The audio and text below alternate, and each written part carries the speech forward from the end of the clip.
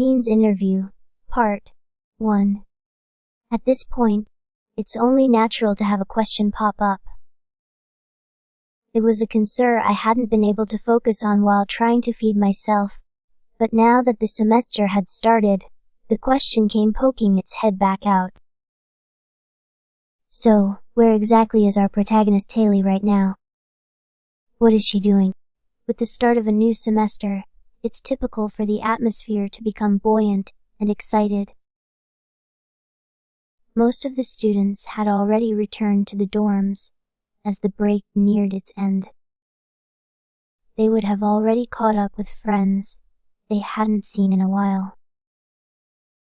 Still, attending the opening ceremony ignites a fresh feeling such as human psychology. The Student Center is centrally located in the Professor's Building.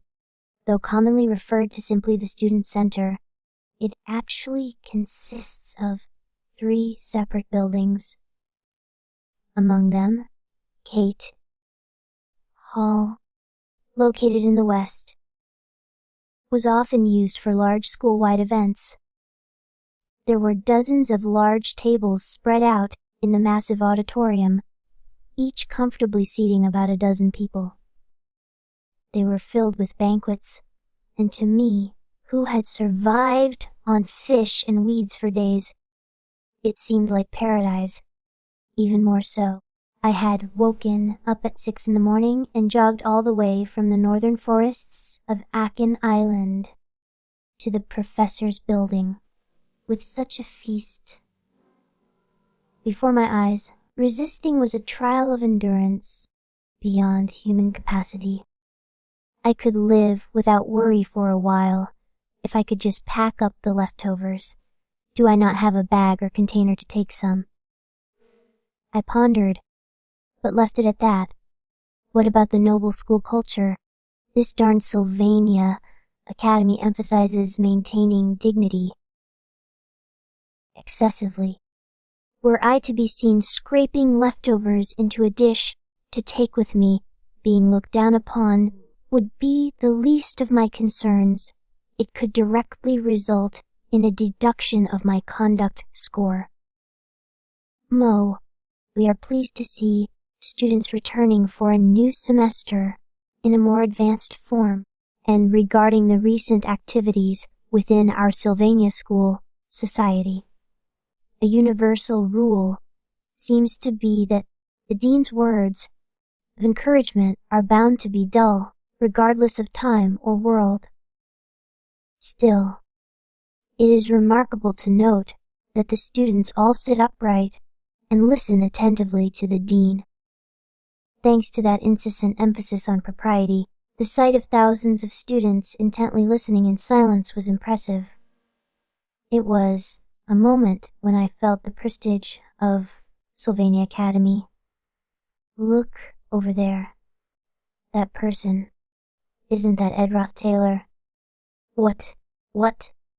The sophomore who made a spectacle of himself during the entrance exam for the new students. He does look a bit different upon closer inspection, but it's definitely him. How does he have the face to show up at the opening ceremony? Didn't he get expelled? Of course. This didn't completely stop the whispers among the students. Lodging myself among them, I clearly heard flattering comments being made about me. Look at him. After all that haughtiness, he's completely fallen. He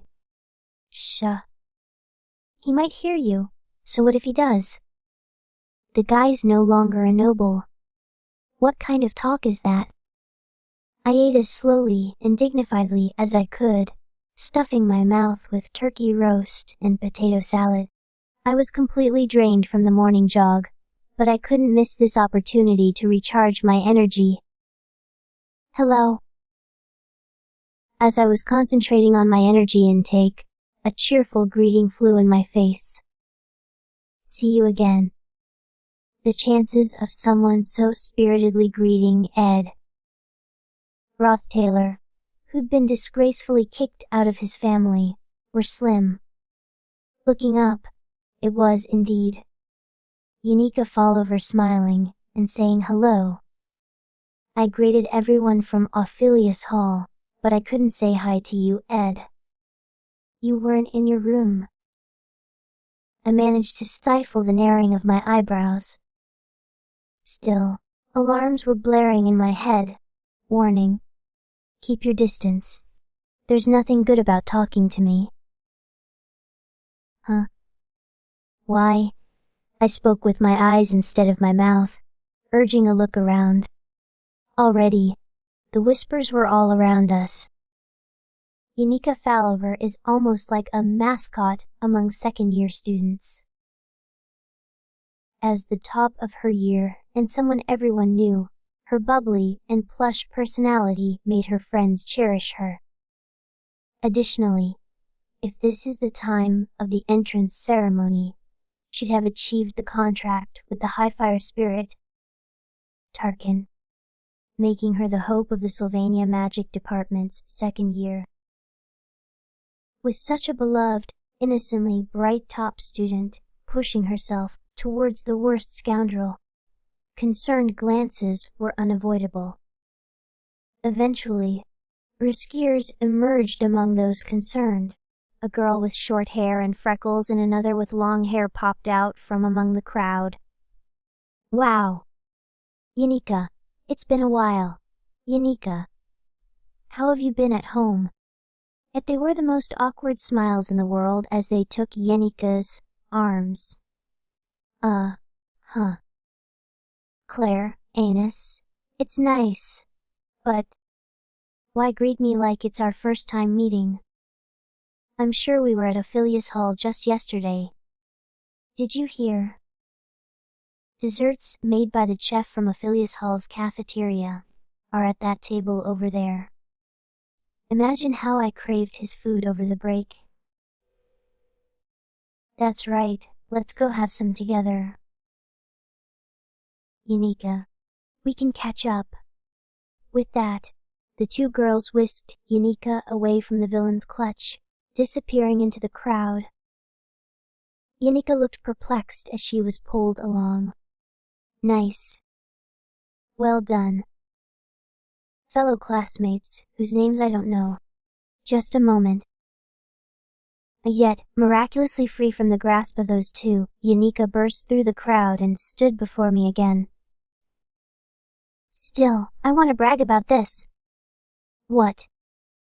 As I looked astonished, Yanika extended her hand toward me. How about that? As I stared silently, Yanika twisted and turned her hand, showing off her tiny, white hand in various angles. I was just puzzled. Right after you left yesterday, guess what? I crawled up from the lake. Isn't it too cute and adorable? I signed the contract right then and there. Meet my new friend. Want to touch? I quickly grasped the gist from her mention of a contract. Basically, it was a spirit. I couldn't tell what form it had taken to be so adorable and boast-worthy. The twisting of her wrist suggested it was coiled around her arm. But I couldn't see it. Well, even if it's not visible, I could guess. Considering all the fuss, it must have looked cute. If I wanted to get along with Yanika right there and then, I'd say things like, "It's so cute." And "How adorable. You're so lucky to contract with such a spirit." A bit of back and forth like, that might have been the right play. With social skills, perhaps the best in our grade, such people make life much easier. No need to struggle to find common ground or forcibly start conversations. An effortless conversationalist.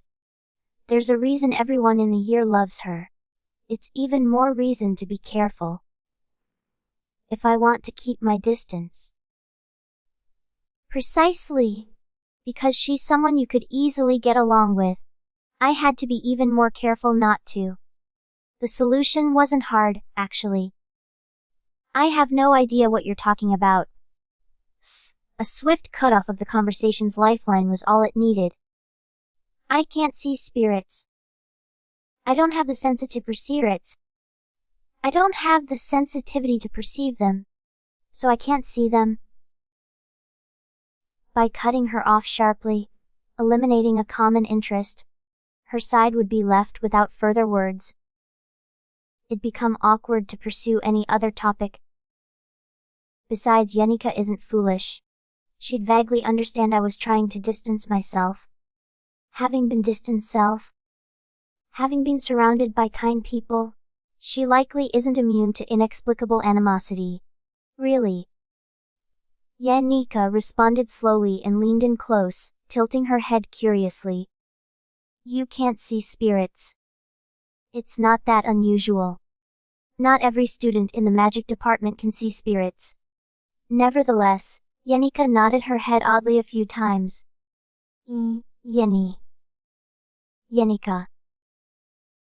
Let's go. The desserts will be gone. Finally, the cavalry had returned. They hugged Yenika tightly, trying to take her back into the crowd. Yeah. See you next time. Even amidst this, she waved warmly at me as she was taken away. Well, those rescuers would warn Yenika while they ate desserts. They'd advise her to be careful around Edroth Taylor. Then slowly, she'll lose interest in me. For me, that wasn't bad at all. Lastly, the top of each grade will present the Sage's Scroll to the representative of the new students. Could the students whose names are called please come to the platform?